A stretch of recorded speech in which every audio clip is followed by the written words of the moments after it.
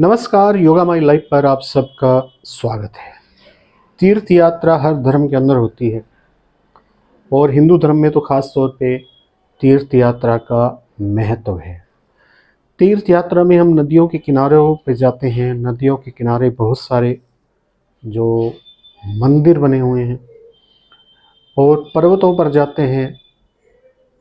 पर्वतों पर भी मंदिर बने हुए हैं, इसलिए तीर्थयात्री पर्वतों पर जाते हैं और उन मंदिरों में वहाँ के शुद्ध वातावरण के साथ साथ शुद्ध डिविनिटी, दिव्यता का भी प्राप्ति करते हैं, दिव्यता उन्हें प्राप्त होती है। गंगा नदी, कृष्णा नदी, गोदावरी, सभी नदियों को हमने माँ माना है। आप जब गंगा नदी के किनारे जाएं, खास तौर पे जो ऋषिकेश से गंगा नदी जो ऊपर की ओर शुरू होती है, वैसे तो गंगा नदी के किनारे कहीं भी जाएं क्यों, लेकिन पर्वत अगर साथ में मिल जाए तो फिर सोने पे सुहागा हो जाता है। एक एक्सपेरिमेंट मैं आपको करने के लिए दे रहा हूँ। वैसे तो इसको किसी भी नदी पे अप्लाई कर सकते हैं, लेकिन ख़ास तौर पे गंगा नदी पे इसलिए कह रहा हूँ क्योंकि वहाँ मेरा पर्सनल अनुभव है और वहाँ पे एक अलग प्रकार की दिव्यता जो है वो आपको प्राप्त होती है, ख़ास तौर पे गंगा के किनारे, और वो भी ऋषिकेश से ऊपर वाले एरिया में। जो मेरा अपना अनुभव है उसके अनुसार मैं आपको बता रहा हूँ।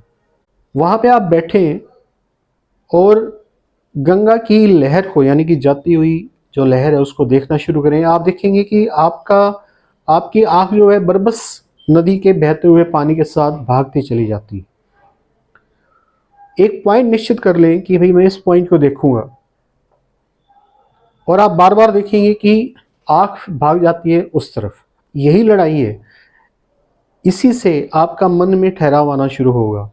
जितना अधिक आप बहते हुए पानी के किसी एक पॉइंट में पे अपनी नज़रों को टिका पाएंगे, उतना अधिक आपका मन एकाग्र होना शुरू हो जाएगा।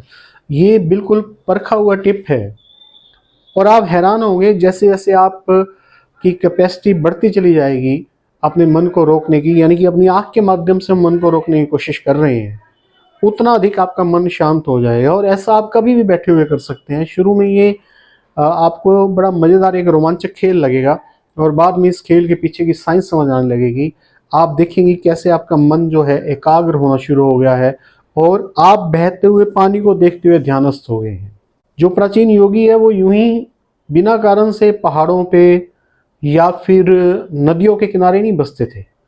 पानी जरूरी है, आज तो पानी हर जगह उपलब्ध है, यानी कि नहरों के माध्यम से हमने पानी को बहुत सारी जगहों पर पहुंचा दिया है। लेकिन फिर भी इस तरह की जो मेडिटेशन तकनीक है वो उन नदियों पे, जो प्राकृतिक नदियां हैं, उन पे की जाती है, क्योंकि जल का बहाव, जल का जो हल्का शोर है सुकून देने वाला, वो आज उन नदियों में विद्यमान है।